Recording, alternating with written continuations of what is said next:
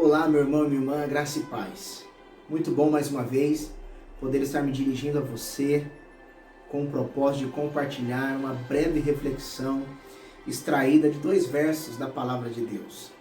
Esses 2 versos se encontram na carta de Tiago capítulo 5, os versos de número 17 e 18. Olha o que esses versos nos dizem. Elias era um homem como nós. Ele orou fervorosamente para que não chovesse, e não choveu sobre a terra durante 3 anos e meio. Orou outra vez, e os céus enviaram chuva, e a terra produziu os seus frutos. Olha que interessante. Tiago está escrevendo para um público que estava passando por grandes desafios. É uma igreja composta por judeus.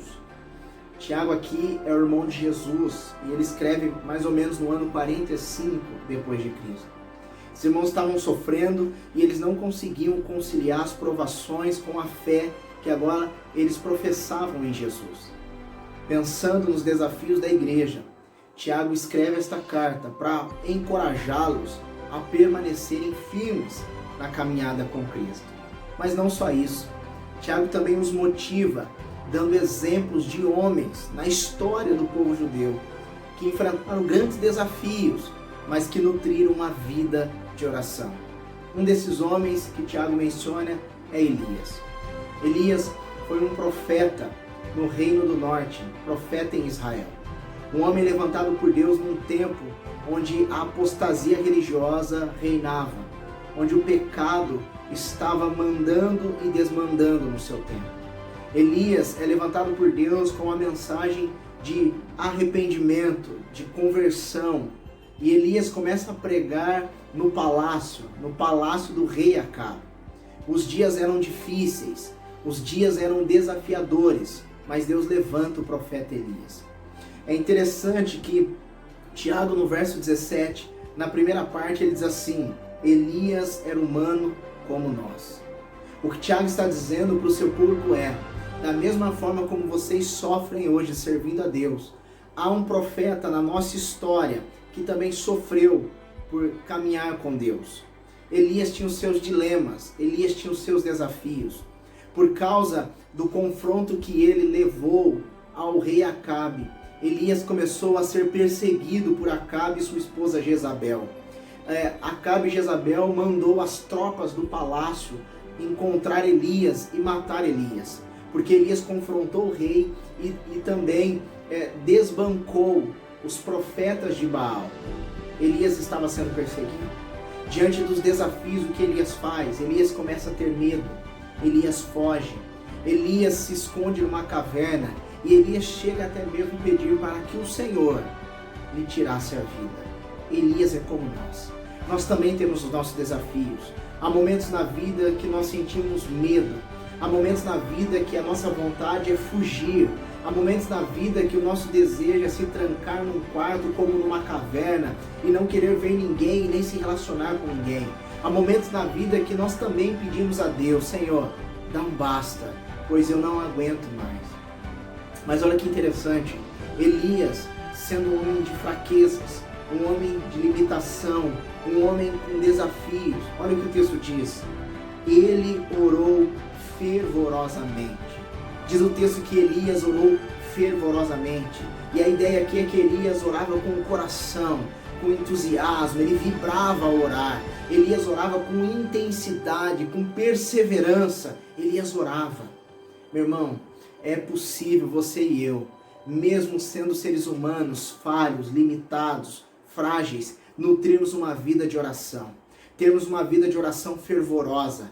Termos uma vida de oração intensa, termos uma vida de oração onde o nosso coração se quebranta diante do Rei e do Senhor, ter uma vida de oração onde o nosso coração vibra diante de Deus. Olha que interessante, diz o texto que Elias orou fervorosamente para que não chovesse em Israel. Elias pede a Deus e Deus fecha os céus de tal forma que não caiu naquele tempo uma gota de água. Houve uma seca muito grande ali. A Bíblia vai dizer para nós que esse período de escassez de chuva durou cerca de 3 anos e meio.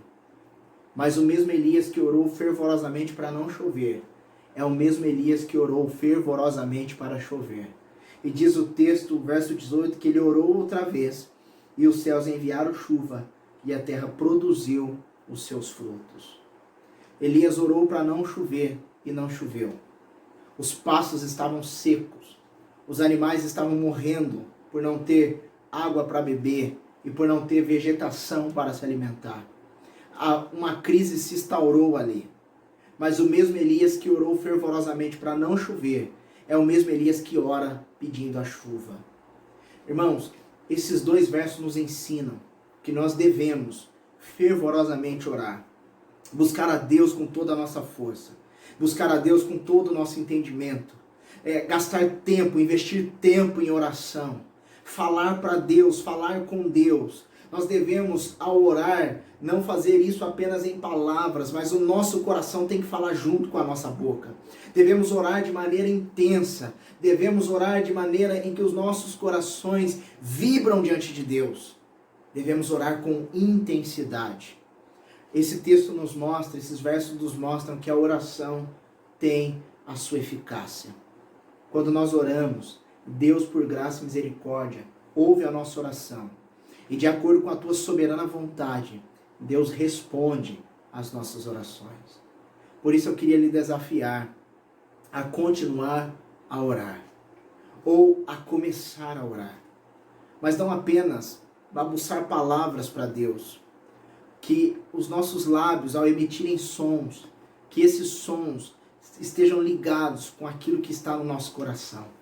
Que ao falar para Deus, que ao colocar diante de Deus os nossos desafios, as nossas necessidades, nós possamos fazê-las também com o nosso coração.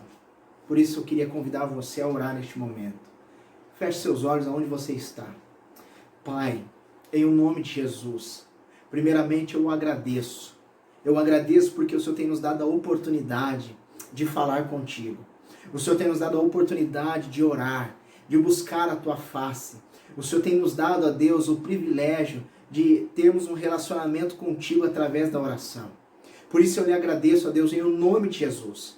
Mas eu lhe peço também, ó Deus, para que nós, o teu povo, tenhamos a compreensão e a consciência de que nós devemos orar. Orar com intensidade, orar com fervor, orar com paixão, orar com fervor, ó Pai, no nome de Jesus Cristo. Que Teu Espírito Santo nos desperte a orar com os nossos corações. Que Teu Espírito Santo nos desperte a orar com entusiasmo. Que nós possamos vibrar diante de Ti, ó Pai. Que nós possamos dedicar tempo de oração. Elias orou fervorosamente. Elias era alguém como nós, com os mesmos desafios, com as mesmas limitações. E Elias nutriu uma vida de oração.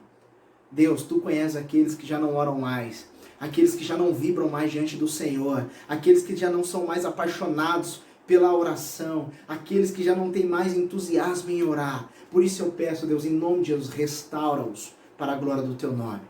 Que o Teu povo possa dedicar tempo em orar.